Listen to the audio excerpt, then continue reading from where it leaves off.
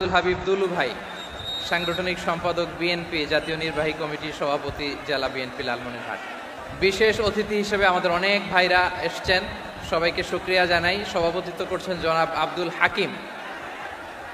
আইন শৃঙ্খলা বাহিনী, প্রশাসন, ভলান্টিয়ার্স, শুনেছি আমি প্রায় ৫,০০০ ভলান্টিয়ার্স আপনারা নিয়োগ দিয়েছেন। আলহামদুলিল্লাহ, আলহামদুলিল্লাহ। অনেক গোছালো প্রোগ্রাম। আমার প্রাণ ঢালা ভালোবাসা জানবেন, আমার হৃদয়ের গহীন থেকে ভালোবাসা নেবেন, শুভেচ্ছা জানবেন সবাই। ঠিক আছে, ঠিক আছে। প্রিয় ভাইরা, আমরা আর কাল বিলম্ব না করে মূল আলোচনায় চলে যেতে চাই।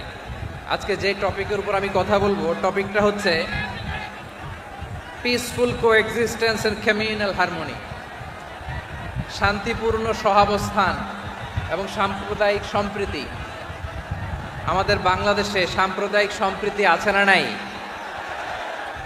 আবহমান কাল থেকে আমরা মুসলিম, হিন্দু, বৌদ্ধ, খ্রিস্টান, পাহাড়ি, নৃগোষ্ঠী মিলেমিশে একাকার, আমরা সবাই মিলে বাংলাদেশ। আওয়াজ করে বলেন ঠিক কিনা?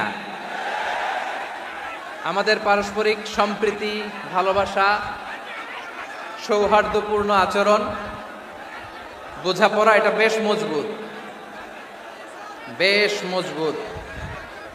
তবে মাঝে মাঝে আমাদের এই সম্প্রীতির ভেতরে অনেকে ফাটল ধরাতে চায়। আমরা যে সুখে আছি, শান্তিতে আছি, এটা অনেকের ভালো লাগে না, ঠিক কিনা বলেন? আমাদের মধ্যে সাম্প্রদায়িক সম্প্রীতি, সৌহার্দ্যপূর্ণ আচরণ, ভালোবাসা, এটা আবহমান কাল ধরে আছে। তার প্রমাণ, আমরা তাফসিরুল মাহফিলের আয়োজন করলে আমাদের হিন্দু ভাইরা ডিস্টার্ব করে না, ঠিক কিনা? এবং আমি যদি বলি হাত তোলেন, হিন্দু ধর্মের কারা কারা এসেছেন, কত শত কত হাজার যে হাত উঠবে, আপনি অবাক হয়ে যাবেন। আমি চাচ্ছি না হাত উঠাতে। খুলনাতে সর্বশেষ যে আমি প্রোগ্রাম করে গেলাম, সেখানে কয়েকশো হিন্দু ভাই আসছে আমাদের আলোচনা শুনতে। আলহামদুলিল্লাহ। অনেক বৌদ্ধরা আসে, অনেক খ্রিস্টানরা আসে। এবার সফরেও অনেক হিন্দু ভাইরা আমার সাথে দেখা করেছে। তারা বলেছে, হুজুর আমরা আপনার আলোচনা শুনি। আলহামদুলিল্লাহ বলেন। So it's our responsibility to present our religion to our non-Muslim brothers and sisters. আমাদের অমুসলিম ভাই বোনদের কাছে ইসলামের সৌন্দর্য তুলে ধরা, এটা আমাদের দায়িত্ব। We all are the ambassador of Islam. আমরা প্রত্যেকে দায়িত্বশীল, আমরা প্রত্যেকে এক একজন ইসলামের অ্যাম্বাসেডর। আলহামদুলিল্লাহ বলেন।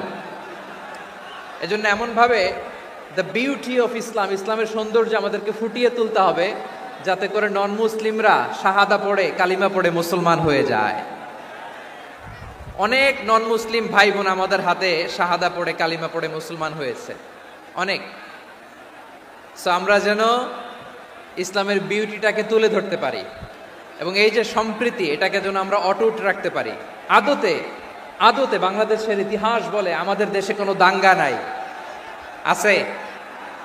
লালমনিরহাটের ভাইয়ের আওয়াজ করে বলেন, আমাদের দেশে হিন্দু মুসলিম দাঙ্গা আছে? আমরা ভাই ভাই, আওয়াজ করে বলুন তো, আমরা কি ভাই ভাই? কিন্তু কিছু দুষ্ট লোক আছে, তারা আমাদের সম্পর্কের মধ্যে ফাটল ধরাতে চায়, ঠিক কিনা বলেন? মাঝে মাঝে ঝগড়া লাগাতে চায়। দেখবেন পত্রপত্রিকায় দেখা যায় বিভিন্ন ধর্মীয় উপাসনালয়গুলোতে হামলা চালানো হয়। এগুলো রাজনৈতিক উদ্দেশ্য প্রণোদিত, এগুলোর সাথে ইসলামের কোনো সম্পর্ক নাই। এজন্য এই দুর্বৃত্তদের ব্যাপারে আমাদের সাবধান থাকতে হবে। আমরা সবসময় যেমনি ঐক্যবদ্ধ, ইউনাইটেড, আমরা যদি এরকম ইউনাইটেড থাকি, এই সমস্ত দুর্বৃত্তদের কালো হাত ভেঙে দিতে আমাদের 1 ঘন্টাও লাগবে না। চিল্লায় বলো ঠিক কিনা? আমরা সংঘবদ্ধ থাকবো। এই যে আমাদের পিসফুল কোএক্সিস্টেন্স, শান্তিপূর্ণ সহাবস্থান। হিন্দুরা পূজা করে, যেদিন হিন্দুদের পূজা অনুষ্ঠান, আমরা ওই দিন তাফসির মাহফিল করি না, ঠিক কিনা বলেন? যেদিন আমাদের তাফসিরুল কোরআনের প্রোগ্রাম, ওই দিন আমাদের হিন্দু ভাইরা ডিস্টার্ব করে না। সুবহানাল্লাহ। হিন্দুদের পূজা অনুষ্ঠানে মাদ্রাসার ছাত্র যে পাহারা দেয়, গোটা বিশ্বে এরকম দৃষ্টান্ত, নজির বিরল, ঠিক কিনা বলেন? আইন শৃঙ্খলা বাহিনীর পাশাপাশি মাদ্রাসার ছাত্ররা যে সেখানে পাহারা দেয়, গোটা পৃথিবীতে এই দৃষ্টান্ত আপনি পাবেন। মাদ্রাসার ছাত্ররা তারা তো কোরআনের ধারক, তারা হাদিসের ধারক, তারা কেন মন্দির পাহারা দিবে? এই সম্প্রীতিকে ধরে রাখার জন্য, এই সৌহার্দ্যকে ধরে রাখার জন্য, আমাদের পারস্পরিক ভালোবাসাকে অটুট রাখার জন্য আওয়াজ করে বলতে হবে, ঠিক কিনা?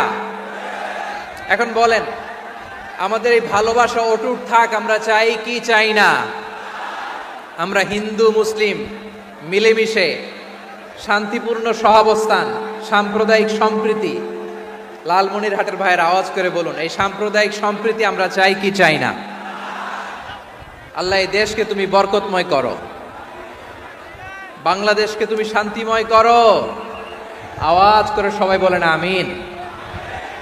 এই জায়গাটাতে সামান্য একটু আওয়াজ হচ্ছিল, এটাও থেমে গেছে, আলহামদুলিল্লাহ আলহামদুলিল্লাহ। এখন একেবারে everything is in my control, মাশাআল্লাহ। ঠিক আছে, আমি মূল আলোচনায় যাই। প্রিয় ভাইরা, আমি বলেছিলাম আমার আলোচনার বিষয় হচ্ছে শান্তিপূর্ণ সহাবস্থান, সাম্প্রদায়িক সম্প্রীতি। আমরা দেখব ইসলাম আমাদেরকে কি কি দিক নির্দেশনা দেয়। শান্ত হইতে হবে, খরগোশের কানের মতো কান দুটো আমার দিকে করে রাখেন। আমি এখনো উঠে যাব, হাত নাড়ায় লাভ নাই, আমি উঠে যাব। তাকায় থাকো আর কান খাড়া, আওয়াজ হবে না। হ্যাঁ, মাশাআল্লাহ মাশাআল্লাহ, ঠিক আছে। আমরা দেখব যে রাসূল সাল্লাল্লাহু আলাইহি ওয়াসাল্লাম এই পিসফুল কোএক্সিস্টেন্সের জন্য আমাদের কি শিখিয়েছেন, কি কি গাইডলাইন দিয়েছেন। আমরা 1 2 3 4 করে এগুলো আপনাদের সাথে শেয়ার করব। আমি আপনাদের খেদমতে সূরাতুল আনআমের 108 নম্বর আয়াত তেলাওয়াত করেছি। এখানে আল্লাহ রাব্বুল ইজ্জা ওয়াল জালাল তিনি ইরশাদ করছেন, ওয়ালা তাসুব্বুল্লাযীনা ইয়াদউনা মিন দুনিল্লাহি ফায়াসুব্বুল্লাহা আদওয়াম বিগাইরি ইলম কাযালিকা যায়্যান্না লিকুল্লি উম্মাতিন আমালাহুম সুম্মা ইলা রাব্বিহিম মারজিউহুম ফায়ুনাব্বিউহুম বিমা কানু ইয়ামালুন। রব্বুল আলামিন বলেন, গোলাম ও আমার ইমানদার বান্দারা শোনো শোনো, ও আমার বিশ্বাসী বান্দারা শোনো শোনো, লা তাসুব্বুল্লাযীনা ইয়াদউনা মিন দুনিল্লাহ ফায়াসুব্বুল্লাহা আদওয়াম বিগাইরি ইলম। ও আমার বিশ্বাসী বান্দারা, যারা আল্লাহকে ব্যতি রেখে, আল্লাহকে বাদ দিয়ে অন্য উপাস্যকে ডাকে, দেবীর পূজা করে, দেবতাদের পূজা করে, তোমরা খবরদার তাদের গালি দিও না। আওয়াজ করে বলেন, কি দিও না? আল্লাহ বলেন, ও বিশ্বাসীরা শোনো, যারা আল্লাহকে বেছে রেখে দেব দেবীর পূজা করে, অন্য উপাস্যের পূজা করে, তাদেরকে ডাকে, ওই দেবতাদেরকে তোমরা গালি দিও না। যদি ওই দেবতাদেরকে গালি দাও, তাহলে ভুলবশত, শত্রুতাবশত তারা তোমাদের রব আল্লাহকে গালি দেবে, ঠিক কিনা? তোমরা যদি তাদের দেবতাদের গালি দাও, ওরা রেগে তোমার আল্লাহরে গালি দিবে, তাহলে আল্লাহরে গালি খাওয়ানোর কারণ হয়ে গেলাম আমি, ঠিক কিনা বলেন?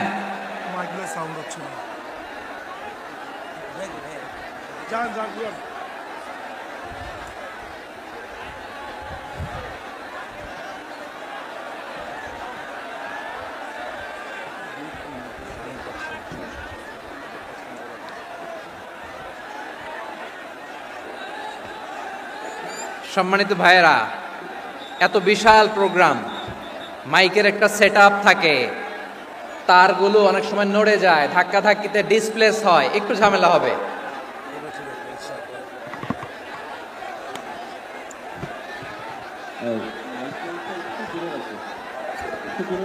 ব্যাস ব্যাস ব্যাস, হ্যাঁ ঠিক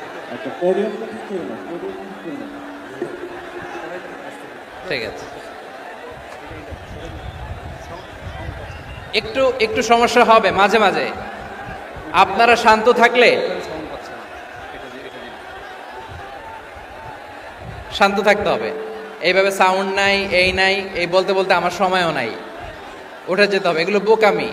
এই বিভাগীয় প্রোগ্রামগুলোতে যাই, চিৎকার চেঁচামেচি করে তোমরা আসো, সময় শেষ, আমাকে উঠে যেতে হয়। আমরা তো বঞ্চিত হলাম। গুরুত্বপূর্ণ অনেক কথা শোনাবো তোমাদের, অনেক।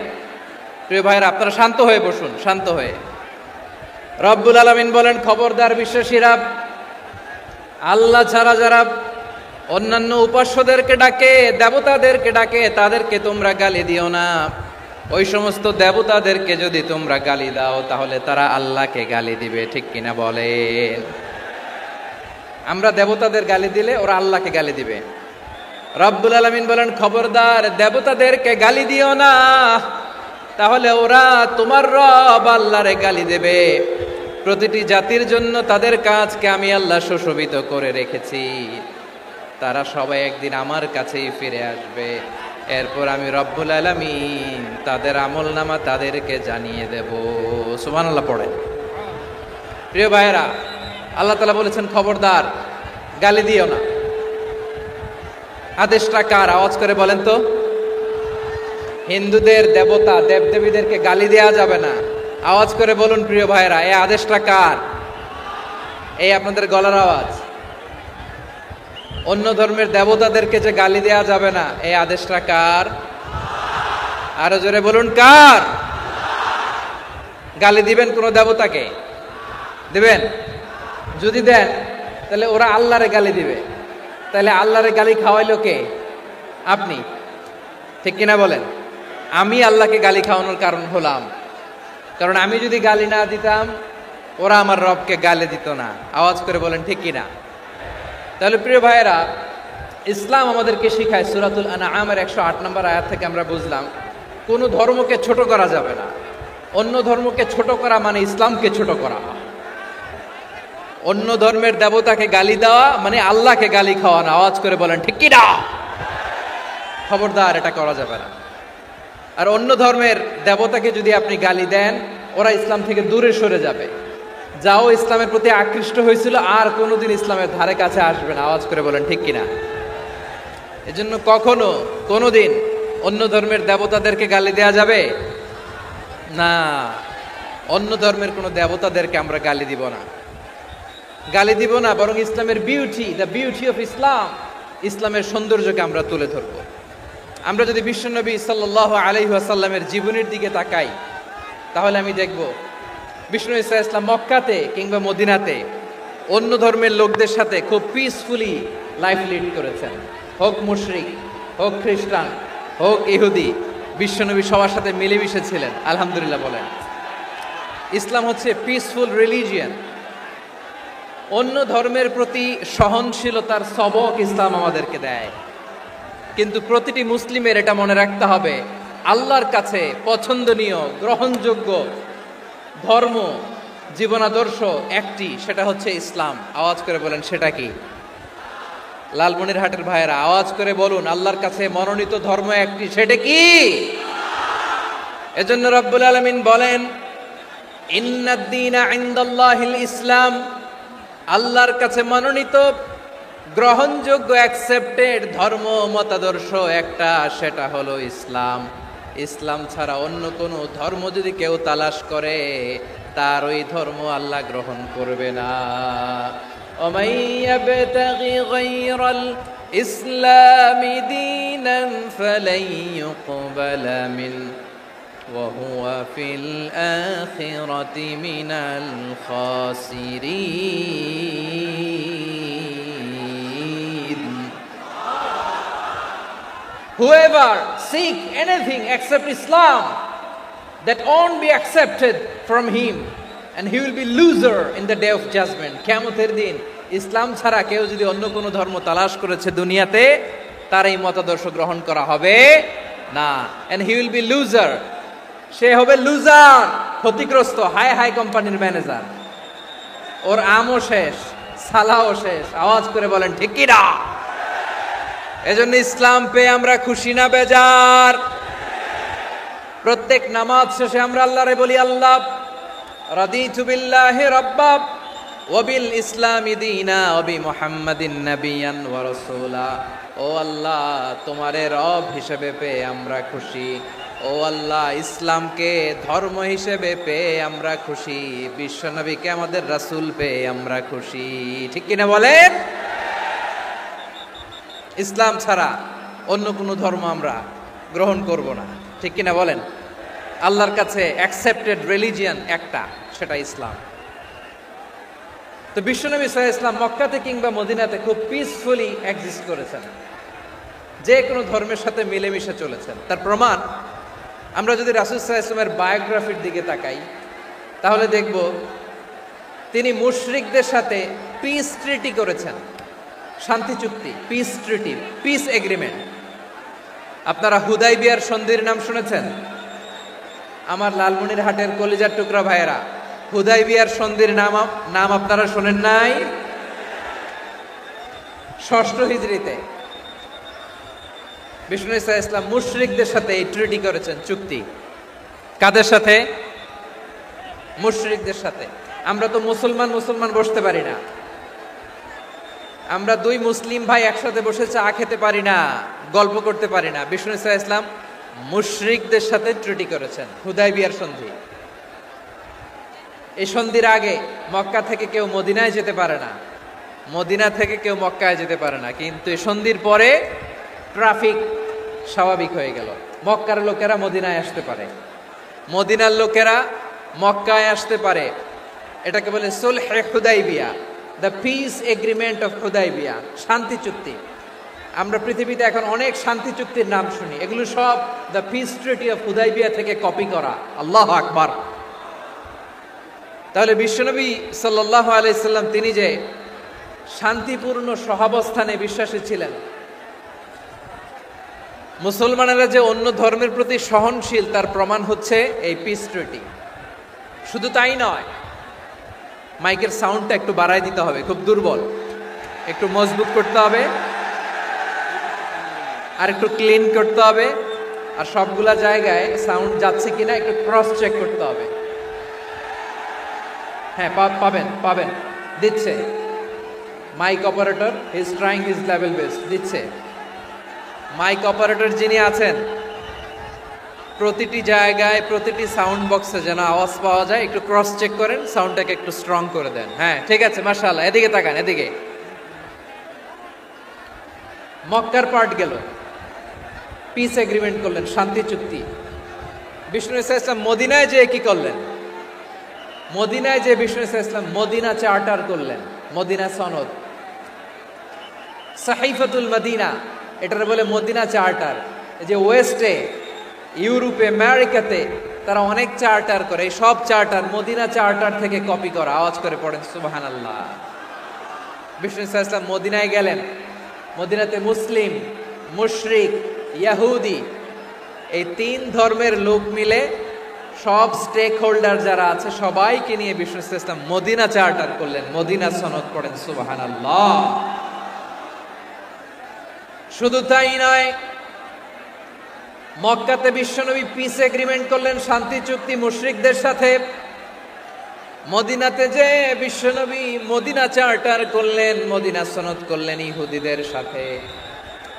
আবার মদিনাতে বিশ্বনবী ইহুদিদের সাথে পিস ডায়ালগ করলেন, ইন্টারফেথ ডায়ালগ করলেন, আন্তধর্মীয় সংলাপ করলেন, যে সংলাপের মূল ভিত্তি ছিল তাওহীদ। মূল ভিত্তি ছিল কি? তাওহীদ।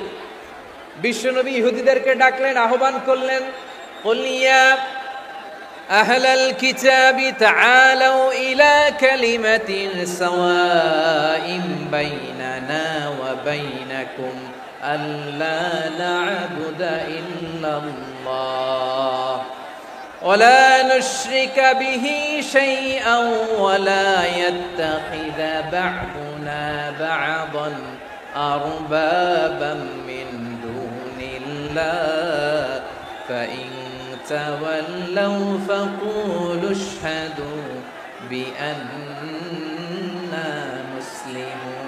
সুবহানাল্লাহ পড়েন। বিশ্বনবী মদিনার ইহুদিদের ডেকে বললেন, ও ইহুদিরা, শোনো শোনো, আসো এমন একটা আদর্শের প্রশ্নে আমরা একত্রিত হই, যে আদর্শের প্রচার তোমাদের নবীরাও করেছে, আমিও করি, যে আদর্শের কথা তোমাদের পবিত্র ধর্মগ্রন্থগুলোতে আছে, আমার কোরআনেও আছে, সেটা হলো তাওহীদ। আমরা এক আল্লাহ ছাড়া কারো ইবাদত করব না। আল্লাহর সাথে কাউরে শরীক করব না, আল্লাহ ছাড়া কাউরে রব মানব না। পড়েন সুবহানাল্লাহ। তাহলে আমার প্রিয় লালমনিরহাটের ভাইরা, মদিনাতে যে তিনি মদিনা চার্টার করলেন, মদিনা সনদ, পিস ডায়ালগ করলেন, শান্তির সংলাপ, ইন্টারফেথ ডায়ালগ করলেন, আন্তঃধর্মীয় সংলাপ, যার ভিত্তি ছিল তাওহীদ। সুবহানাল্লাহ পড়েন। তাহলে অন্য ধর্মের প্রতি সব সময় ইসলাম সহনশীল, টলারেন্স। যদি আপনি দেখতে চান ইসলামের নবী বিশ্ব নবীর দিকে তাকান, ঠিক কিনা বলেন? আমরা তো সংখ্যালঘুদের রাইটস প্রোটেক্ট করার জন্য কত আইন বানাই, কত বৈঠক করি, কত সংবাদ সম্মেলন করি। বিষ্ণু সাল্লাল্লাহু আলাইহি ওয়াসাল্লাম সংখ্যালঘুদের রাইটসের ব্যাপারে, অধিকারের ব্যাপারে যে কথা বলেছেন, শুনলে আপনি অবাক হয়ে যাবেন। বিশ্বনবী বলেন, আলা মান যালামা মুআহাদান আও ইনতাকাসাহু আও কাল্লাফাহু ফাওকা তাআতিহি আও কাল্লাফাহু ফাওকা তাকাতিহি আও আখাযা মিনহু শাইআন বিগাইরি তিবি নাফসিন ওয়া আনা হাজিজুহু ইয়াউমাল কিয়ামা। খবরদার, জেনে রাখো, কেউ যদি কোনো সংখ্যালঘুর উপরে অত্যাচার করে, কোনো সংখ্যালঘুর প্রাপ্য থেকে যদি কেউ কাউকে ঠকায়, সংখ্যালঘুর উপর যদি কেউ কষ্ট দেয়, কোনো সংখ্যালঘুর সম্পদ যদি কেউ জোর করে কেড়ে নেয়, আমি কিয়ামতের দিন বিশ্বনবী ওই সংখ্যালঘুর পক্ষে আর ওই মুসলমানদের বিপক্ষে বাদী হয়ে দাঁড়াবো। সুবহানাল্লাহ বলতে পারলেন না? আল্লাহু আকবার। আপনি নামাজি, আপনি মুসল্লি, আপনি হাজী সাহেব, তাহাজ্জুদ পড়তে পড়তে কপালে দাগ ফেলে দিছেন, আপনার প্রতিবেশী হিন্দু, ভাবছেন আমার তো পাওয়ার আছে, ওর জমিটা দখল করি। বিশ্বনবী বলেন, কিয়ামতের দিন ওই হিন্দুর পক্ষে তোর বিরুদ্ধে আমি বাদী হয়ে দাঁড়াবো। পৃথিবীর কোন ধর্মে এরকম স্টেটমেন্ট পাবেন? পাবেন? আপনি ভাবছেন আপনি নামাজ পড়লে হাজী সাহেব কপালে দাগ ফেলায় দিলে আপনি সেলসেলায় জান্নাতে চলে যাবেন না? খবরদার। বিশ্বনবী বলেন, কোন সংখ্যালঘুর উপর যদি কেউ আক্রমণ করে, তার প্রাপ্য তাকে না দিয়ে যদি তাকে ঠকায়, তার উপর জুলুম করে, তার সম্পদ যদি কেড়ে নেয়, আমি নবী, তুমি মুসলিম হইতে পারো, মুসল্লি হইতে পারো, তার পক্ষে তোমার বিপক্ষে আল্লাহর দরবারে বাদী হয়ে দাঁড়াবো। আচ্ছা লালমনিরহাটের ভাইরা, কথা বুঝতে পারলে আওয়াজ করে উত্তর দেন। বিশ্বনবী যদি কারো বিপক্ষে দাঁড়ায় কিয়ামতের দিন, আই রিপিট, আমি আবারও বলছি, বিশ্বনবী যদি কিয়ামতের দিন কারো বিপক্ষে দাঁড়ায়, ও তো সেলসেলায়া জান্নাতি, তাই না? জান্নাতি না?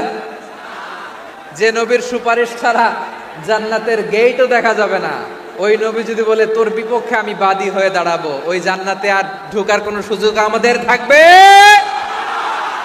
এখানেই শেষ না আমার প্রিয় লালমনিরহাটের ভাইয়েরা, এখানেই শেষ নয়। বিশ্বনবী বলেন, মান কাতালা মুআহাদান, বুখারীর বর্ণনা, মান কাতালা মুআহাদান লাম ইয়ারাহ রাইহাতাল জান্নাহ। কেউ যদি, কোনো মুসলিম যদি অন্যায়ভাবে কোনো সংখ্যালঘুকে হত্যা করে, কোনো হিন্দুকে হত্যা করে, কোনো বৌদ্ধরে হত্যা করে, অন্যায়ভাবে কোনো মুসলিম যদি কোনো সংখ্যালঘুরে হত্যা করে, জান্নাতে যাওয়া তো দূরের কথা, ওই মুসলিম জান্নাতের ঘ্রাণও পাবে না। সেই বুখারীর বর্ণনা, মান কাতালা মুআহাদান লাম ইয়ারাহ রাইহাতাল জান্নাহ ওয়া ইন্না রিহাহা লা ইউজাদু মিন মাসিরাতি 40 আমা। যে জান্নাতের ঘ্রাণ 40 বছর দূরের রাস্তা থেকেই পাওয়া যায়। সুবহানাল্লাহ পড়ো। প্রিয় ভাইরা, এখান থেকে জান্নাতে পৌঁছতে লাগবে 40 বছর। এত দূর। কত বছর? সবাই বলেন কত বছর? এখান থেকে জান্নাতে পৌঁছতে লাগবে 40 বছর। এত দূরে থাকতেই জান্নাতের ঘ্রাণ আপনার নাকে এসে ধাক্কা মারবে। বিষ্ণুই বলেন, যে ব্যক্তি কোনো সংখ্যালঘুকে হত্যা করে, জান্নাতের ঘ্রাণ তো পাবেই, জান্নাতে তো ঢুকতে পারবেই না, জান্নাতের ঘ্রাণও তার নাকে লাগবে না। পড়েন না আউযু বিল্লাহ। তাহলে সংখ্যালঘুদের ব্যাপারে ইসলামে অধিকার দেয়া আছে না নাই? লালমনিরহাটের ভাইয়ের আওয়াজ করে বলেন, আমার সংখ্যালঘু হিন্দু ভাইদের রাইটস, অধিকার আমাদের ইসলামে প্রোটেক্টেড আছে না নাই? এখানেই শেষ না। বিষ্ণু ইসলাম আপনার অমুসলিম প্রতিবেশীর সাথে ভালো আচরণ করতে বলেছে। আমাদের হয় না এটা মুসলিম পাড়া ওটা বৌদ্ধ পাড়া, হয় না? অনেক সময় হয় না এটা আমাদের মুসলিম পাড়া ওইটা হিন্দু পাড়া, এরকম আছে না নাই? লালমনিরহাটে নাই না? আছে? হিন্দু যদি আপনার প্রতিবেশী হয় কি করবেন? ওরে কষ্ট দিবেন নাকি? কেন? ও তো হিন্দু, ও তো আমার আল্লাহরে ডাকে না, ওরে কষ্ট দিলে জায়েজ হবে না? খবরদার। বিষ্ণু ঈসা ইসলাম বলেন, মান কানা ইউমিনু বিল্লাহ ওয়াল ইয়াউমিল আখির ফালিউকরিম জারা, যে আল্লাহ বিশ্বাস করে আর আখিরাতে বিশ্বাস করে সেজন্য প্রতিবেশীর সাথে ভালো আচরণ করে। সুবহানাল্লাহ। কলিজা জুড়ায় যায় না আমার নবীর কথাগুলো শুনলে? যে আল্লাহ বিশ্বাস করে, যে আখিরাতে বিশ্বাস করে সেজন্য প্রতিবেশীর সাথে ভালো আচরণ করে। এখানে বলছে মুসলিম প্রতিবেশী, বলছে নামাজি প্রতিবেশী, বলছে আল্লাহওয়ালা প্রতিবেশী, বলছে না। প্রতিবেশী আস্তিক হোক নাস্তিক হোক, প্রতিবেশী মুমিন হোক মুশরিক হোক, প্রতিবেশী হইলেই তার সাথে ভালো আচরণের দরকার আছে না নাই? আমার প্রিয় লালমনিরহাটের ভাইয়েরা, বিষ্ণু ঈসা ইসলাম ওনার ইহুদি প্রতিবেশীদের দেখাশোনা করতেন। আওয়াজ না শোনা যাক, আমারও তো দেখা যায়, আমারও তো দেখা যায়। তাকায় থাকেন, তাকায় থাকলে সওয়াব হবে। কোরআনের কথা যেখান থেকে হয় এদিকে তাকায় থাকলেই বরকত। তাকায় থাকেন। জি জি, মাইক, আমি তো আর মাইক ঠিক করতে আসি না এদিকে, এই মাইক ঠিক করব ওই মাইক ঠিক করব, ওদিকে পাইলট বলবে হুজুর চলে আসেন। জি বসুন বসুন, মাশাআল্লাহ। হ্যাঁ খুব শান্ত, ঠিক আছে। পুলিশ ভাইরা না খেয়ে দিনরাত আপনারা যাতে সুশৃঙ্খল একটা প্রোগ্রাম উপহার পান এটাই চেষ্টা করতেছে, আপনাদেরকে কষ্ট দিতে আসে নাই, একটু একটু সহযোগিতা করেন। জি মাশাআল্লাহ, হ্যাঁ ঠিক আছে। আমার প্রিয় ভাইরা, প্রতিবেশী আস্তিক হোক নাস্তিক হোক, মুসলিম হোক হিন্দু হোক, তার সাথে ভালো আচরণ করতে হবে। বিষ্ণু ঈসা ইসলাম ওনার ইহুদি প্রতিবেশীর বাসায় যেতেন। কোন প্রতিবেশী? ইহুদি। আওয়াজ করে বলেন, কোন প্রতিবেশী? ইহুদি। এক ইহুদি কিশোর বিষ্ণু ঈসা ইসলামের খেদমত করতে, ইহুদি ছেলে আমার নবীর খেদমত করতো, তারা ছিল নবীর প্রতিবেশী। তো অনেক দিন হয় ইহুদি ছেলেটা আসে না।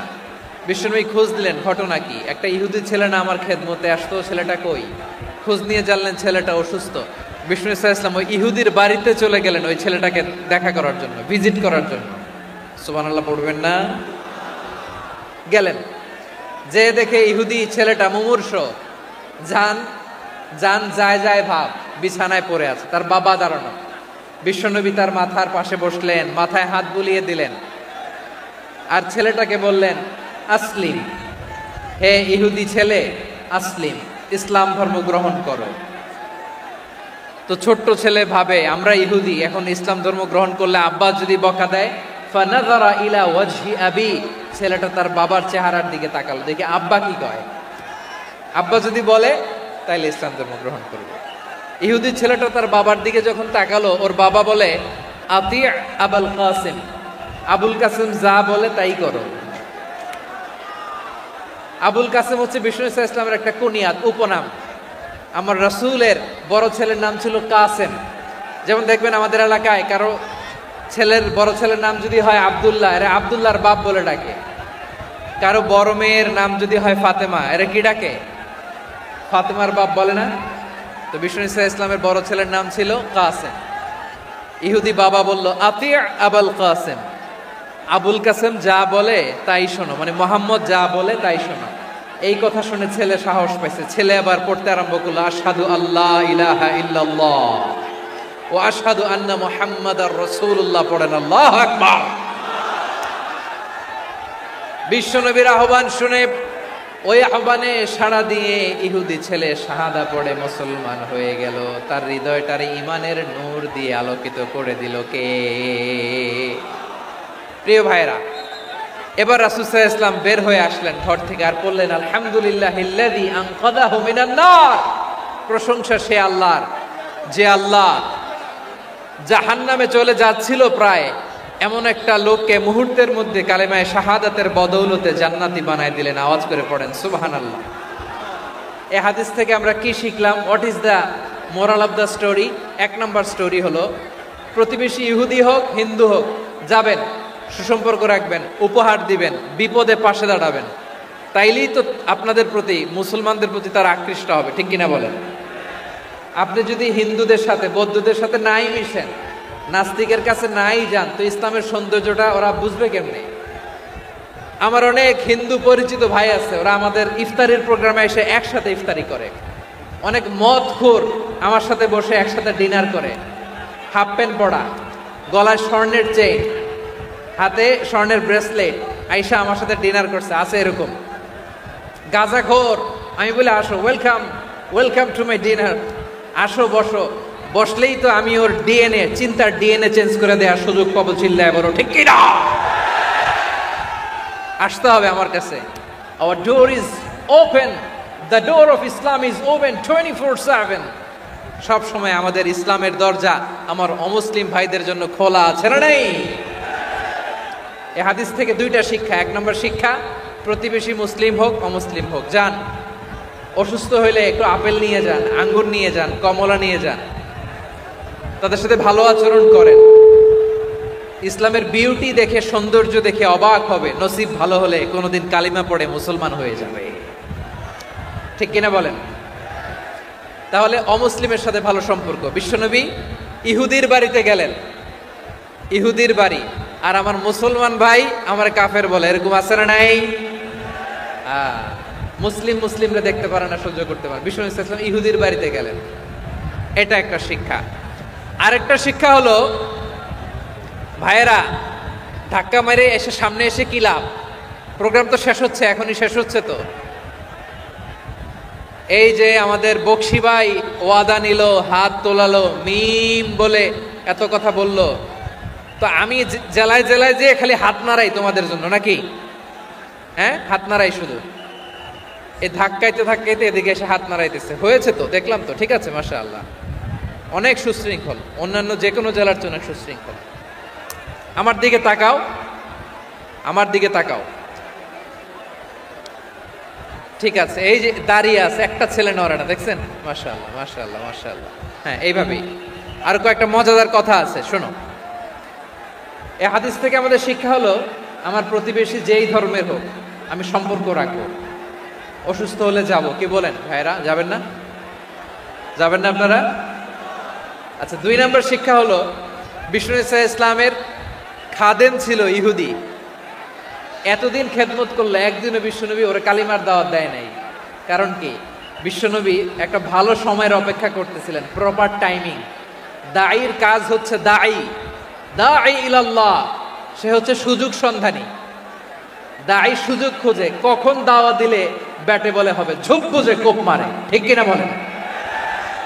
বিষ্ণু ঈসা ইসলাম ভালো সময়ের অপেক্ষা করতেছিলেন, দেখি ভালো সময় আসুক আসুক আসুক আসুক। আস্তে আস্তে এমন সময় আসছে, ছেলে এবার মুমূর্ষ, অসুস্থ ব্যক্তির হৃদয় অত্যন্ত নরম থাকে। হসপিটালে যখন কেউ যায় তার হৃদয়টা বড্ড নরম থাকে, মৃত্যুর ভয়ে তার অন্তরটা নরম থাকে, ঠিক কিনা বলেন? এই প্রপার টাইমিং এর অপেক্ষা করতেছিলেন। যখনই টাইমিং পেয়েছেন, দাওয়াত দিলেন, পড়ো লা ইলাহা ইল্লাল্লাহ, সুবহানাল্লাহ পড়েন সবাই। তাহলে ইসলাম অমুসলিম প্রতিবেশীর সাথে ভালো আচরণ করতে বলে। ইসলাম অমুসলিম মাতা পিতার সাথেও ভালো আচরণ করতে বলে। মাতা পিতা যদি অমুসলিম হয়, তারে ফেলে দিতে পারবেন? পারবেন? পারবেন? আমার লালমনিরহাটের ভাইয়েরা, অনেক হিন্দু ছেলে আমাদের হাতে শাহাদা পড়ে মুসলিম হয়, কিন্তু ওর মা মুসলমান হয় নাই, বাবাও হয় নাই, এরকম আছে না নাই? তো ও হয়েছে মুসলিম, মা বাপ হিন্দু, এখন মা বাপ কি বাদ? হ্যাঁ, মা বাপ বাদ দেয়া যাবে? যেই মা আপনার 9 মাস 8 মাস পেটে ধারণ করলো, আপনার মায়ের নার ছেঁড়া ধন, আপনি ওই মারে বাদ দিতে পারবেন? যেই মায়ের বুকের তাজা দুধ খেয়ে আপনি আজকে বাড়ন্ত তাজা তরতাজা, ওই মারে বাদ দেয়া যাবে? ঠিক কিনা? মাকে তো বাদ দেয়া যায় না। وَقَضَى رَبُّكَ أَلَّا تَعْبُدُوا إِلَّا إِيَّاهُ وَبِالْوَالِدَيْنِ إِحْسَانًا আল্লাহ বলে অবধারিত দুইটা ভার্ডিক তোমাদের জন্য, এক আল্লাহর ইবাদত করবা আর মা বাবার প্রতি ইহসান করবা। আদেশটা কার? মা বাবার প্রতি ইহসান করতে হবে। আমার মা হিন্দু হোক ভালো আচরণ করতে হবে, বৌদ্ধ হোক ভালো আচরণ করতে হবে। আমার যে সমস্ত হিন্দু ভাইয়েরা মুসলিম হয়েছে, তোমাদের মা বাবা এখনো মুসলমান হয় নাই, তাদের সাথে ভালো আচরণ করতে হবে। আপনাদের খেদমত নিজে করতে হবে অথবা খেদমতের ব্যবস্থা করাই দিতে হবে। মান্থলি যে খরচ লাগে এটা দিতে হবে। আরে তুমি এখন মুসলিম, তোমার মা বাবা হিন্দু, এখনই তো সুযোগ ইসলামের সৌন্দর্য দেখানো। এখন মা বাবা যদি দেখে আরে এটা হিন্দু থাকতে তো বদমাইশ ছিল, বেয়াদব ছিল, কি এমন ধর্ম সে গ্রহণ করলো যেটা গ্রহণের সাথে সাথে সে পাল্টে গেল? কি এমন ধর্ম সে গ্রহণ করেছে যেটা তার জীবনকে আলোকিত করে দিয়েছে? নসিব ভালো হইলে তারাও কালিমা পড়ে মুসলমান হয়ে যাবে। বিষ্ণু ইসলামের স্ত্রীর নাম ছিল আয়েশা রাদিয়াল্লাহু তাআলা আনহা, আবু বকর রাদিয়াল্লাহু তাআলা আনহুর মেয়ে। আবু বকর রাদিয়াল্লাহু তাআলা আনহুর আরেক মেয়ের নাম হচ্ছে আসমা। কি নাম? দুজনই আবু বকর রাদিয়াল্লাহু তাআলা আনহুর মেয়ে, আসমা আর আয়েশা। নাম দুইটা কেমন লাগে? আসমা নামটা কেমন লাগে? আয়েশা নামটা কেমন লাগে? সবার ভালো লাগে নাই? নাম দুটো আপনাদের ভালো লাগে? লালমনিরহাটে অনাগত যদি কন্যা সন্তান হয়, যদি মনে চায় আসমা রেখে দিতে পারবেন, যদি মনে চায় আয়েশা রেখে দিয়েন।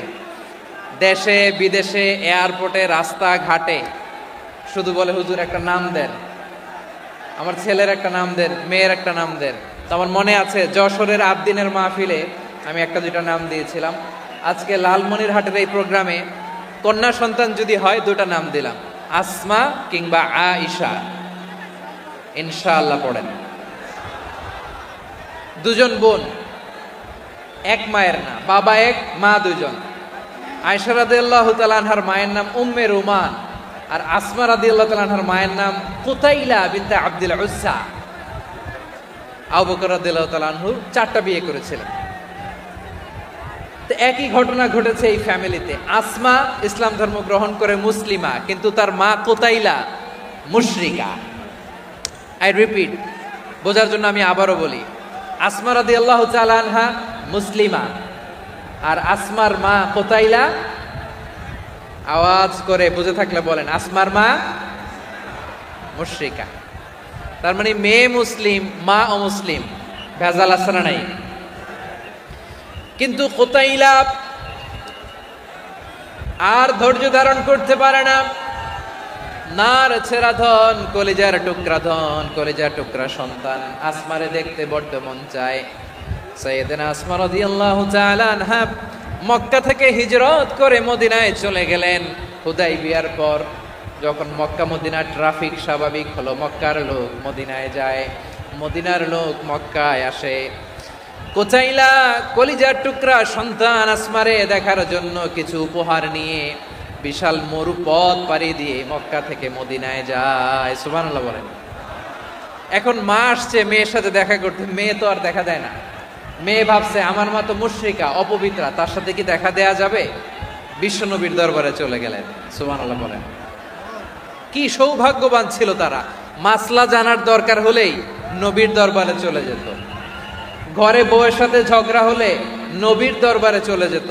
অনেক সাহাবী বলে আমার পেটে ক্ষুধা লাগলো আমি নবীর কাছে চলে যেতাম, কারণ নবীর চেহারার দিকে তাকালেই আমার পেটের ক্ষুধা মিটে যেত।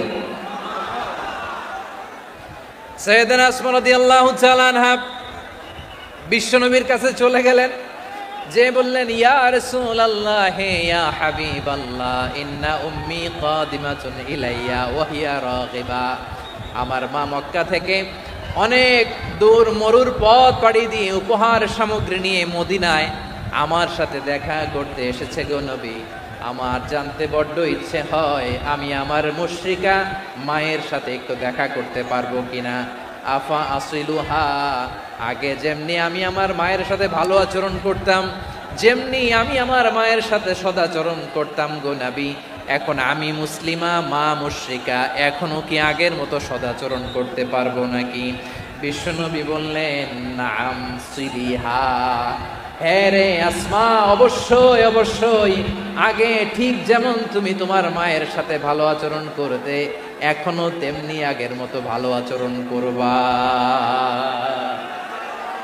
আওয়াজ করে পড়েন সুবহানাল্লাহ।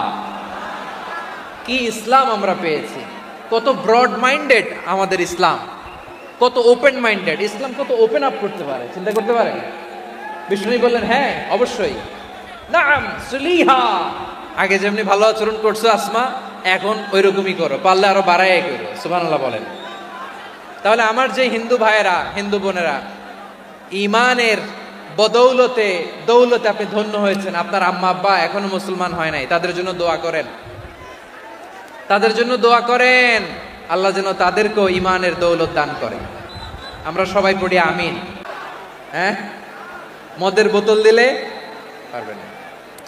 আপনার বন্ধু যদি আপনার পর্ক দেয়, পর্ক, শুকরের গোশত মিশ্রিত কোনো খাবার, ওটা নিতে পারবেন না।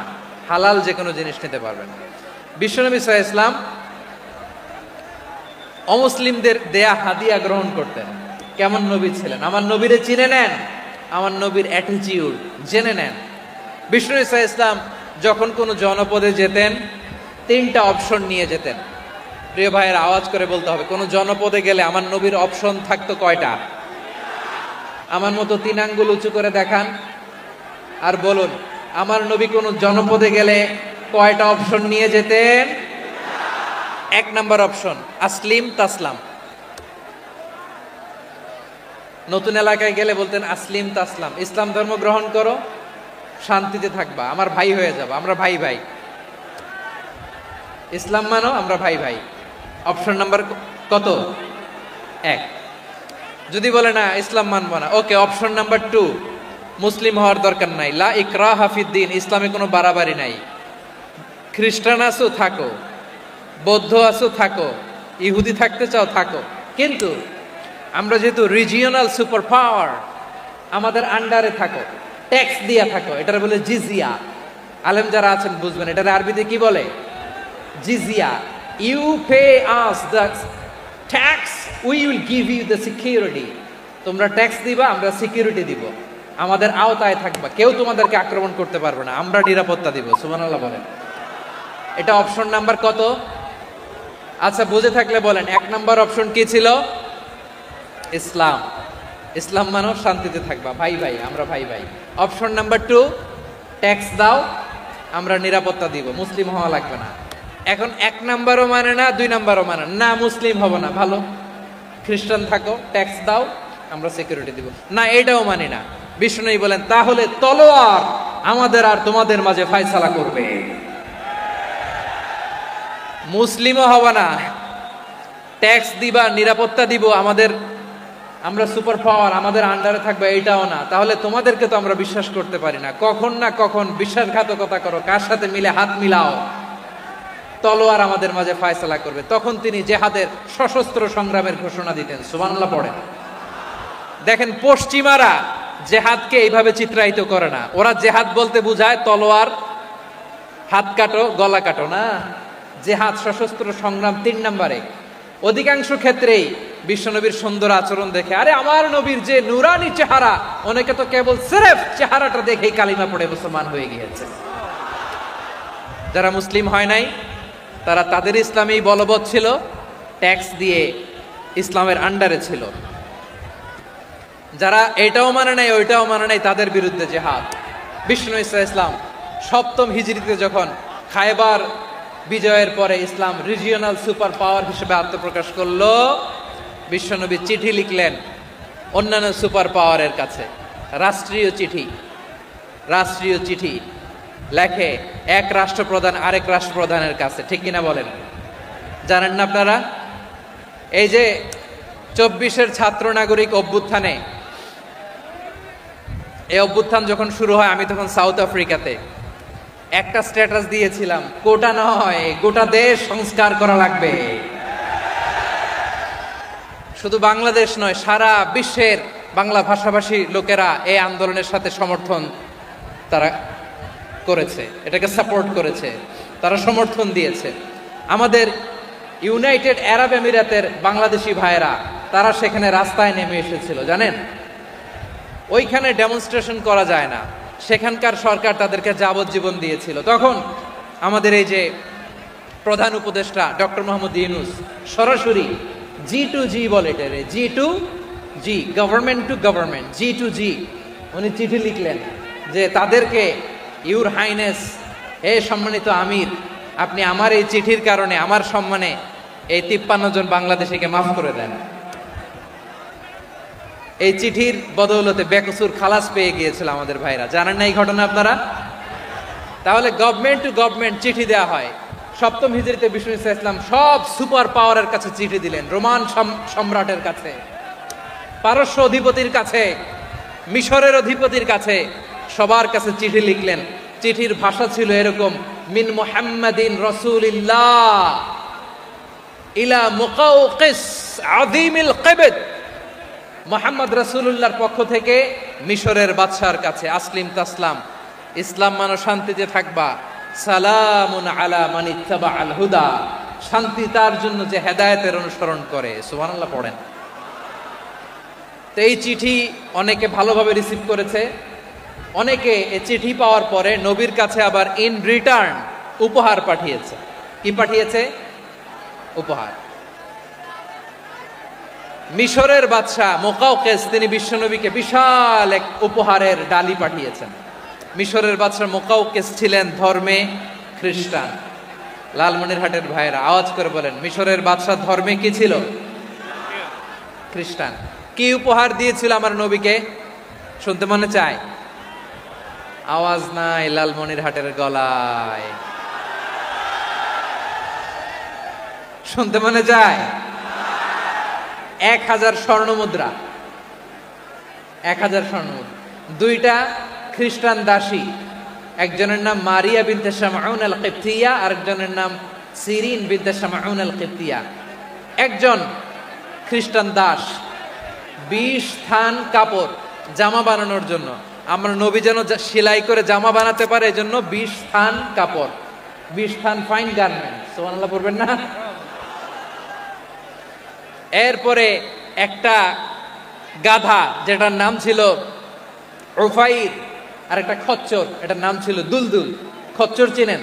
গাধা আর ঘোড়ার ক্রসিং এ যে প্রাণীটা দুনিয়াতে আসে ওটাকে খচ্চর বলে। তো এই যে সুপার পাওয়ার খ্রিস্টান বাদশার কাছে নবী চিঠি লিখলেন, ওই খ্রিস্টান বাদশা আমার নবীকে উপহার দিল। বিশ্বনবী এই উপহারগুলো সানন্দে গ্রহণ করেছে। সুবহানাল্লাহ পড়বেন না? তাহলে অমুসলিম কেউ যদি আপনাকে উপহার দেয়, হালাল উপহার হলে আপনি গ্রহণ করতে পারবেন।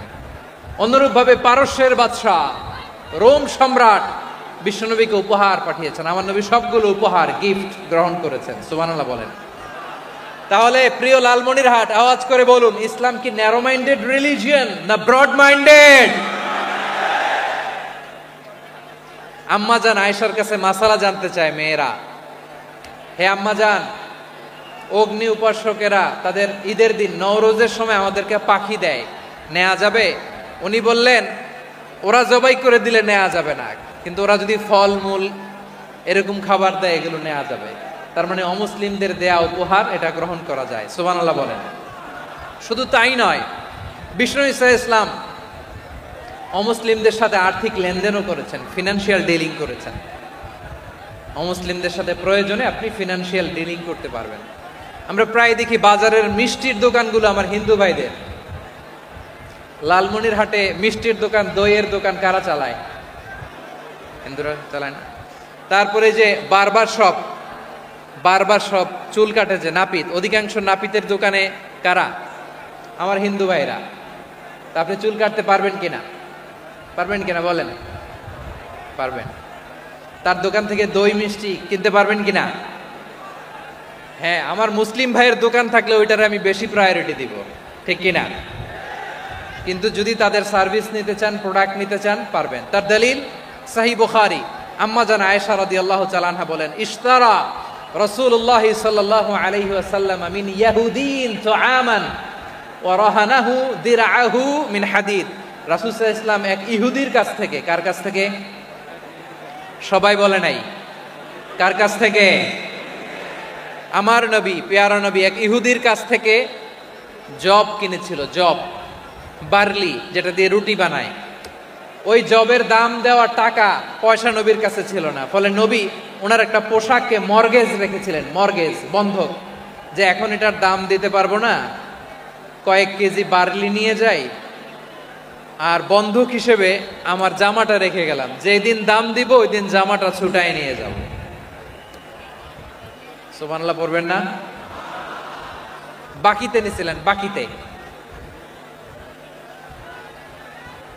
দিরআহু মিন হাদিদ, লোহার তৈরি বর্ম, মানে যুদ্ধের পোশাক, লোহা দিয়ে বানানো। বিশ্বনবী বললেন, কয়েক কেজি জব দাও, টাকাটা পরে দিব, এখন টাকা নাই, বন্ধক হিসেবে, মর্গেজ হিসেবে আমার জামা রেখে গেলাম, যখন টাকা দিব জামা ছুটায় নিব। আওয়াজ করে বলতে হবে সুবহানাল্লাহ। এ থেকে বোঝা গেল অমুসলিমদের সাথে ফিনান্সিয়াল ডিলিং করা যায়, অর্থনৈতিক লেনদেন করা যায়, কেনাবেচা করা যায়, প্রোডাক্ট কেনা যায়। এমনকি আমাদের মসজিদে নববীতে বারান্দায় আপনারা একটা অটোমেটিক ফ্লাইং আমব্রেলা দেখছেন?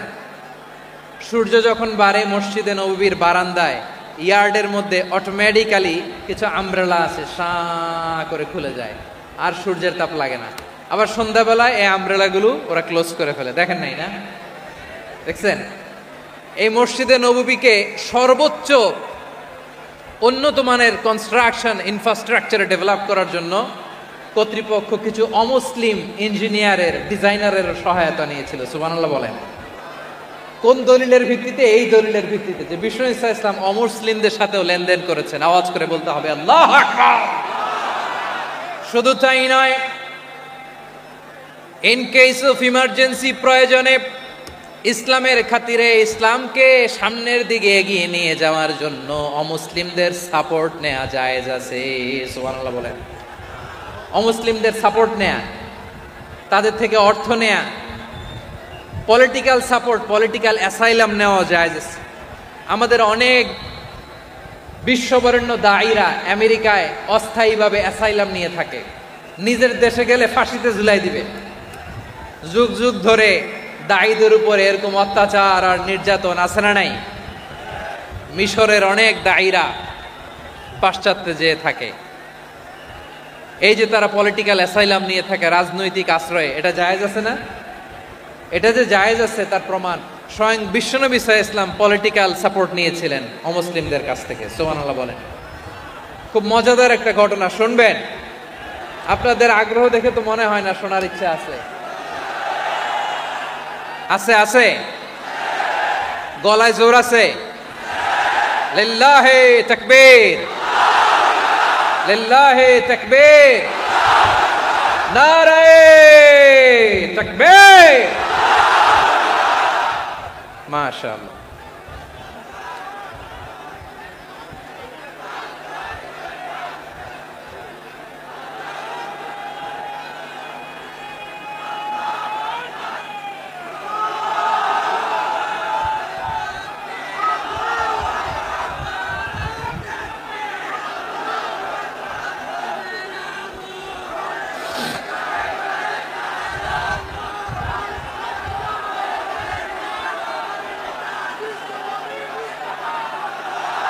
মাশাআল্লাহ, মাশাআল্লাহ। থামুন, থামুন আমার ভাইরা। বিশ্বনবীর বয়স তখন প্রায় 51 বছর। কত বছর? বিশ্বনবীর সবচেয়ে কাছের মানুষ খাদিজা রাদিয়াল্লাহু তাআলা আনহা ইন্তেকাল করেছেন। বিশ্বনবী বড্ড কষ্ট পেলেন, হৃদয়টা ভেঙে খান খান।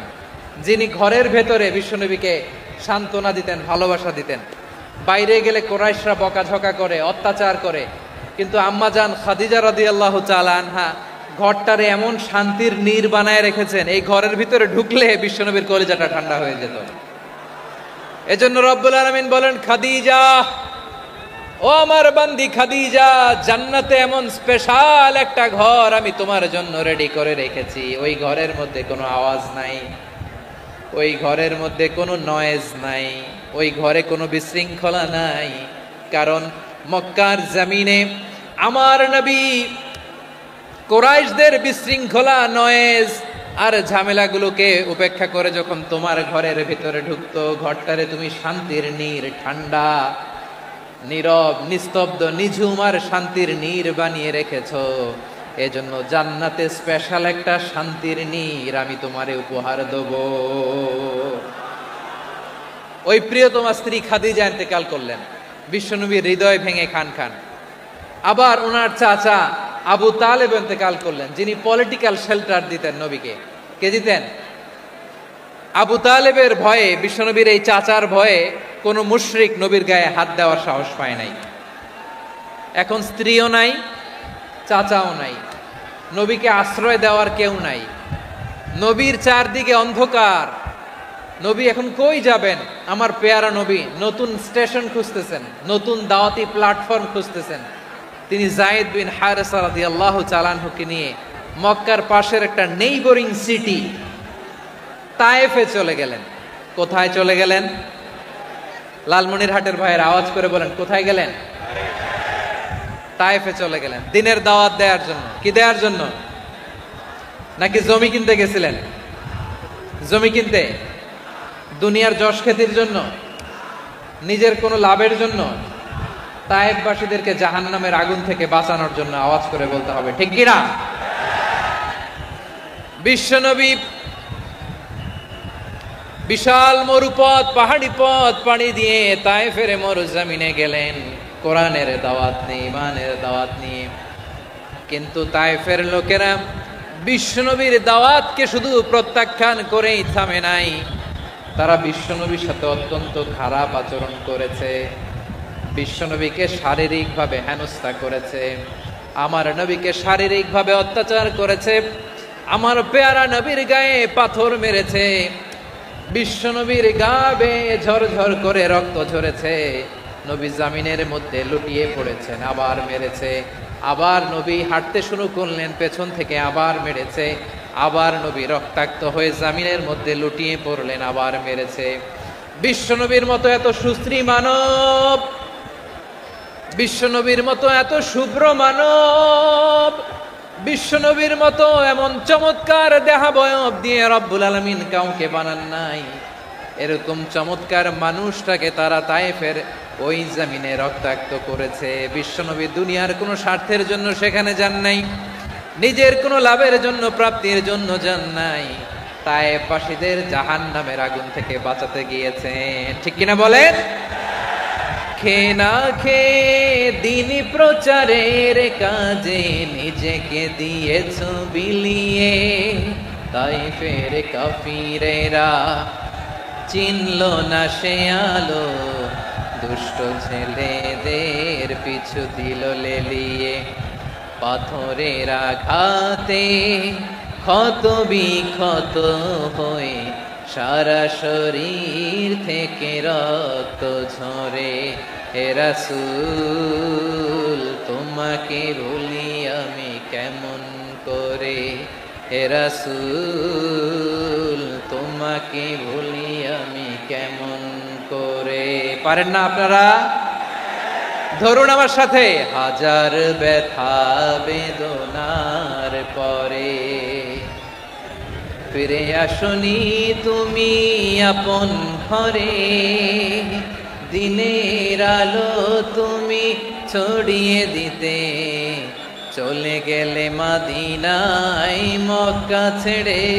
হে রাসূল তোমাকে ভুলি আমি কেমন করে, হে রাসূল তোমাকে ভুলি আমি কেমন করে। ঠিক কিনা বলে? প্রিয় ভাইরা, তায়েফের ছেলেরা নবীকে রক্তাক্ত করলো। আমার নবী কই যাবে? কই যাবে? মক্কায় জায়গা নাই, তায়েফে জায়গা নাই। তায়েফ থেকে ভারাক্রান্ত মন নিয়ে আমার নবী মক্কায় ফিরে আসলেন। বিশ্ব নবী মক্কায় ঢুকতে পারেন না। মক্কার মরুভূমির দিকে তাকিয়ে, উপত্যকার দিকে তাকিয়ে বিশ্বনবী ধা ধা করে কাঁদেন, ঝরঝর করে নবীর চেহারা মোবারক থেকে চোখের পানিগুলো বেয়ে বেয়ে পড়ে। আমার জন্মস্থান, আমার শৈশব, কৈশোর, যৌবন কেটেছে এই মক্কায়, আমার এলাকায় আমি ঢুকতে পারি না। বিশ্বনবী মক্কার অনতি দূরে দাঁড়িয়ে যায়েদকে পাঠালেন, যায়েদ যাও দেখো কেউ আমাকে সাপোর্ট করার মতো আছে কিনা। যাও অমুকের কাছে যাও। সাইয়েদনা যায়েদ গেলেন, তারাও প্রত্যাখ্যান করে ফিরিয়ে দেয়। বিশ্বনবী বললেন যাও অমুক লোকের কাছে যাও, তিনিও প্রত্যাখ্যান করে ফিরিয়ে দিলেন। কেউ বিশ্বনবীকে আশ্রয় দিতে রাজি হয় না। নিজ জন্মভূমিতে বিতাড়িত বিশ্বনবী, সর্বশেষ বিশ্বনবী বললেন যাও মুতঈম ইবনে আদির ঘরে যাও। মুতঈম ইবনে আদি মুশরিক, তার কাছে যাও। গেলেন, মুতঈম ইবনে আদি রাজি হয়ে গেল। সুবহানাল্লাহ বলেন। দেখেন অনেক বিপদের সময়ও আমি নিজে সাক্ষী, সামাজিকভাবে রাজনৈতিকভাবে কত ঝঞ্ঝা, কত ষড়যন্ত্র, কত কনস্পাইরেসি পাড়ি দিয়ে আমাদেরকে সামনে এগিয়ে যেতে হয়। এই শত্রুদের ভেতরেও একজনকে দাঁড় করিয়ে দেয় যে আল্লাহর কোরআনের জন্য রেডি হয়ে যায়। করেন সুবহানাল্লাহ। মুতঈম ইবনে আদি, আল্লাহ তার মনকে নরম করে দিলেন। মুতঈম বলে মুহাম্মদ আমি তোমাকে আশ্রয় দিব। তার দুই ছেলেকে পাঠালেন, যাও খোলা তলোয়ার নিয়ে, স্কট দিয়ে, গার্ড অফ অনার দিয়ে মুহাম্মদকে মক্কায় ঢুকাও আর বলো আমি আমান দেব। আমান কি দিব? আমান মানে সিকিউরিটি, নিরাপত্তা। সিকিউরিটি ছাড়া, আমান দেওয়া ছাড়া কেউ থাকতে পারতো না মক্কায়। দুই ছেলে বিষ্ণু ঈসা ইসলামকে নিয়ে আসলো। নবী কাবার চারদিকে তাওয়াফ করলেন, নামাজ পড়লেন। আবু জাহেল, উতবা, শাইবা, ওয়ালিদ ইবনে মুগীরা সবাই দেখে, কেউ কিছু করতে পারে না। কারণ মুতঈম ইবনে আদি ঘোষণা দিয়েছেন আমি মুহাম্মদকে আমান দিয়েছি, মুহাম্মদের গায়ে যেন কেউ স্পর্শ না করে। আওয়াজ করে পড়েন সুবহানাল্লাহ। নবীর এই বিপদ কালে মুহূর্তে মুতঈমের হৃদয়টারে নরম করে দিল কে? আচ্ছা লালমনিরহাটের ভাইয়েরা বলেন, এই মুতঈম কি মুসলিম ছিল না মুশরিক? সবাই বলতে হবে মুসলিম না মুশরিক? তাহলে মুশরিকের কাছ থেকে নবী পলিটিক্যাল অ্যাসাইলাম, আধুনিক রাষ্ট্রবিজ্ঞানের ভাষায় পলিটিক্যাল অ্যাসাইলাম, যেটাকে বলে রাজনৈতিক আশ্রয়, ওনার আমান বা নিরাপত্তার এই ঘোষণায় তিনি মক্কায় ঢুকলেন। যতদিন নিরাপত্তা ছিল ছিলেন। মুতঈম যখন মারা গেল, বিষ্ণু ঈসা ইসলাম হিজরত করে মদিনায় চলে গেলেন। সুবহানাল্লাহ। কিন্তু মুতঈম যে বিশ্বনবীর উপকার করছে এটা বিশ্বনবী ভুলে নাই।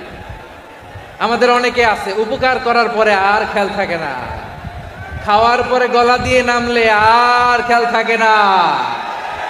এরকম আছে না নাই? আমার নবী ভুলে নাই। বদরের প্রান্তরে 70 জন কাফেরকে যখন বন্দী করে বিশ্বনবীর সামনে হাঁটু গেড়ে দাঁড় করানো হলো, বসানো হলো। 70 জন কাফের। কয়জন? বিশ্বনবী তাদের দিকে তাকিয়ে বললেন, সহিহ বুখারীর বর্ণনা, লাউ কানাল মুতঈম ইবনে আদি হাইয়ান সুম্মা কাল্লামানি হাউলাঈ নাতনা লা তারাকতুহুম লাহু। বদরের প্রান্তরে 70 জন বন্দী কাফিরের দিকে তাকিয়ে আমার নবী বললেন, আজকে মুতঈম ইবনে আদি যদি বেঁচে থাকতো আর তোমাদের 70 জনের ব্যাপারে যদি মুতঈম এক বাক্যে একটা সুপারিশ করত, তার সম্মানে আজকে তোদের সবাই আমি মাফ করে দিতাম। সুবহানাল্লাহ নাই? ওই যে চিল্লাচিল্লি যে কথা বোঝে নাই, কোন জিনিস মিস করছে ওরা নিজেরাও বোঝে নাই। বিশ্বনবী মুতঈমের এই সাহায্যের কথা বলে নাই। 70 জন মুশরিক হাঁটু গেড়ে বসা, নবী চাইলে এখনই এক্সিকিউশন অর্ডার দিতে পারে। তিনি বললেন আজকে যদি মুতঈম বেঁচে থাকতো আর মুতঈম যদি তোদের জন্য সুপারিশ করতে, এই আবর্জনাগুলোর ব্যাপারে সুপারিশ করতে, আমি মুহূর্তেই তোদেরকে এমনি মাফ করে দিতাম। এবার বলেন ইসলাম কি ন্যারো মাইন্ডেড না ব্রড মাইন্ডেড?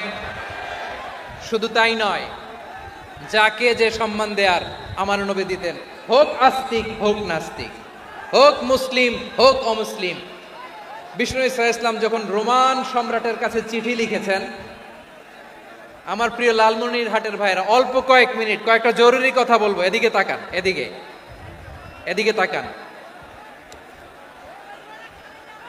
রোমান সম্রাটের কাছে বিশ্বনবী যখন চিঠি লিখলেন মিন মুহাম্মদ রাসূলিল্লাহ ইলা হিরাকলা আযীমির রোম। মুহাম্মদের পক্ষ থেকে হিরাক্লিয়াসের কাছে, যিনি হচ্ছেন আযীমির রোম। এটা নবী নিজ থেকে বানায় লিখছেন অতিরিক্ত সম্মান দিয়ে। কোন রাষ্ট্রপ্রধান যখন আসে তাদেরকে আমরা কি বলি জানেন? তার নামের শেষে HE এটা লিখতে হয়। H.E. মানে হিজ এক্সেলেন্সি। কি লেখে?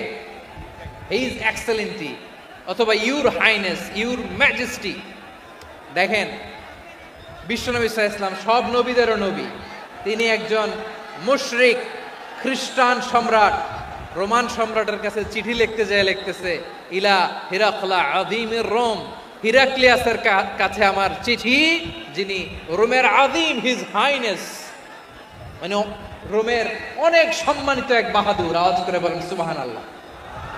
তার মানে যাকে যে সম্মান দেয়ার এটা বিশ্বনবী দিতেন। এমনকি যেই ইহুদিরা ভালো ছিল এই ইহুদিদেরও প্রশংসা করেছেন বিশ্বনবী মুহাম্মদুর রাসূলুল্লাহ সাল্লাল্লাহু আলাইহি ওয়াসাল্লাম। এক ইহুদির প্রশংসা করেছেন বিশ্বনবী। ইহুদির কার? কার? আমি তো আমার ভাইয়ের প্রশংসা করি না, আমি তো এক আলেম আরেক আলেমরে স্পেস দেই না, আমি তো এক দায়ী আরেক দায়ীর সাথে বসতে চাই না। আমার নবী ইহুদির প্রশংসা করে। কার প্রশংসা? ওই ইহুদির নাম ছিল মুখাইরেক। সিরাত গ্রন্থ ঘাটলে পাবেন। তিনি বলেছেন মুখাইরেক খাইরু ইয়াহুদ, মুখাইরেক is the best of the Jews, জুইশদের মধ্যে সে সবচেয়ে ভালো। কেন প্রশংসা করলেন তার?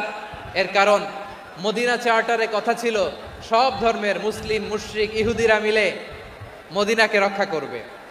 কিন্তু তৃতীয় হিজরিতে যখন উহুদের যুদ্ধ শুরু হলো, সবার কথা ছিল যেই আক্রমণ করে আমরা মদিনাকে বাঁচাবো।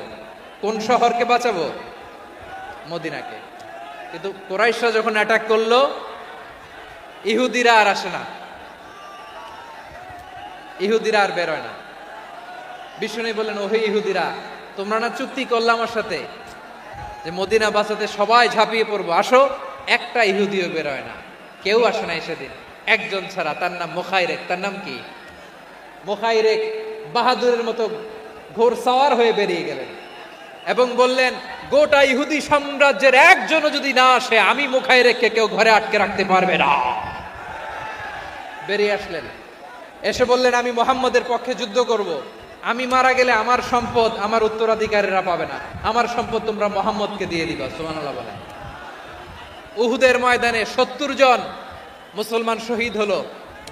এই ইহুদি সেও মুসলমানের পক্ষে যুদ্ধ করে নিহত হলো। সুবহানাল্লাহ বলেন। মুসলিমদের লাশ যখন নিয়ে আসা হলো, এই মুখাইরিকের লাশও নিয়ে আসা হলো। মুসলিমদের লাশের পাশে মুখাইরিকের লাশ দেখে বিশ্বনবী মুখাইরিকের প্রতি অনেক খুশি হলেন। আর বিশ্বনবী খুশি হয়ে বললেন, মুখাইরিক খায়রু ইয়াহুদ, মুখাইরিক যদিও তুমি ইহুদি, তারপরও তুমি সব ইহুদিদের মধ্যে সেরা ইহুদি। পড়েন সুবহানাল্লাহ। আমার নবী ইহুদিকেও সম্মান দিতে কার্পণ্য করে নাই। আওয়াজ করে বলেন আল্লাহু আকবার। প্রিয় ভাইরা, এবার সর্বশেষ আওয়াজ করে বলেন, ইসলাম কি ন্যারো মাইন্ডেড নাকি ব্রড মাইন্ডেড? সবাই বলেন, ন্যারো মাইন্ডেড না ব্রড মাইন্ডেড? এজন্য অমুসলিম হইলেই তারা আমাদের শত্রু নয়। শত্রু কারা? এই লালমনিরহাটের ভাইয়েরা শোনেন, শত্রু কারা? যে সমস্ত অমুসলিম আমাদেরকে নিশ্চিহ্ন করে দিতে চায়, যে সমস্ত অমুসলিম আমাদের ভূখণ্ড থেকে আমাদেরকে তাড়িয়ে দিতে চায়, যে সমস্ত অমুসলিম আমার ধর্ম নিয়ে তুচ্ছতাচ্ছিল্য করে চিল্লায় বলেন ঠিক কিনা, তারা আমাদের শত্রু। সাধারণ অমুসলিমরা আমার শত্রু নয়। এই যে হিন্দুরা থাকে, এরা আমার ভাই।